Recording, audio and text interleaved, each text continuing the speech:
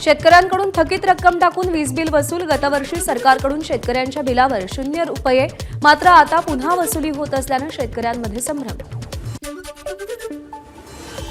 Prepaid वीज मीटरवर बंदी घालण्याचा निर्णय घेतला असून त्याऐवजी आता इलेक्ट्रॉनिक मीटर प्रणाली बसवली जाणार। विधान परिषदेत मुख्यमंत्री फडणवीसांची माहिती। इलेक्ट्रॉनिक मीटर वापरणाऱ्यांना वीज वापरावरती 10% सवलत दिली जाणार। हिंगोलीच्या बोरखेडी गावामध्ये जलजीवन मिशन योजनेचं काम होऊनही पाणी टंचाई कायम। पिण्याच्या पाण्यासाठी महिलांची 3 किलोमीटरपर्यंत पायपीट। हिंगोलीच्या सेनगाव पंचायत समितीमध्ये 43,77,000 रुपयांच्या निधीचा अपहार।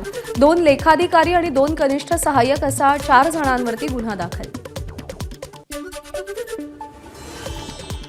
दक्षिण सोलापूर तालुक्यातल्या धुबधुबी तलावातून विनापरवाना माती उत्खनन। 11 वाहन मालकांवर कारवाई। 1 कोटींचा मुद्देमाल जप्त। रायगड जिल्हा सामान्य रुग्णालयाच्या 300 खाटांच्या नवीन आंतररुग्ण इमारतीचं भूमिपूजन। नव्या इमारतीला 105.49 कोटीचा निधी देण्यास प्रशासकीय मान्यता। कुंभमेळ्याच्या नियोजनासाठी मुख्यमंत्री स्तरावर बैठका सुरू। कुंभमेळ्याच्या पार्श्वभूमीवर विकास कामांचा धडाका। गोदावरी प्रदूषणाचा मुद्दा कळीचा ठरणार। गडचिरोलीच्या देसाईगंज रेल्वे स्थानकाच्या गेटवर झाडीपट्टी रंगभूमीची ओळख दाखवणारी नाममुद्रा तयार। संपूर्ण विदर्भामध्ये देसाईगंज शहराची ओळख ही झाडीपट्टीची रंगभूमी अशी आहे। वरळीतील शासकीय दुग्धशाळा वसाहत इमारतींच्या दुरुस्तीची कामं प्रगतीपथावर। विधान परिषदेमध्ये दुग्धविकास मंत्री अतुल सावे यांची माहिती। धुळ्यामध्ये गेल्या मागच्या 4 ते 5 वर्षांपासून पात्र असलेल्या लाभार्थ्यांना अद्यापपर्यंत शबरी घरकुल योजनेचा निधी मिळालेला नाही। आदिवासी समाजाकडून तीव्र नाराजी व्यक्त। महापालिकेच्या प्रवेशद्वाराजवळ लाभार्थ्यांचं आंदोलन। गडचिरोलीमध्ये 8 लाख रुपये इनामी 1 पुरुष आणि 1 महिला नक्षलवाद्यास पोलिसांनी अटक केली।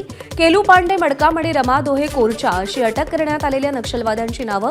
हे दोघेही भामरागड तालुक्यातील चकमकीमध्ये सहभागी होते। जयकुमार गोरेंविरोधात सोलापूरमध्ये ठाकरेंची शिवसेना आक्रमक।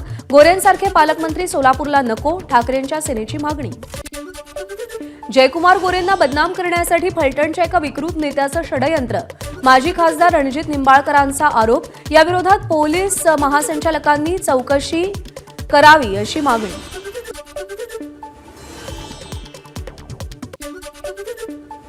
अकोल्यामध्ये महाराष्ट्र राज्य एसटी कामगार संघटनेचं आंदोलन। वेतनवाढीचा फरक। राज्य शासकीय कर्मचाऱ्यांप्रमाणे महागाई भत्ता यासह इतर मागण्यांसाठी आंदोलन। नाशिकच्या गंगापूर रोड परिसरात चारित्र्याच्या संशयावरून पतीनं 19 वर्षीय गर्भवती पत्नीची हत्या केली। आरोपीकडून गुन्ह्याची कबुली। तालुका पोलीस ठाण्यामध्ये गुन्हा दाखल। एबीपी माझा, उघडा डोळे बघा नीट।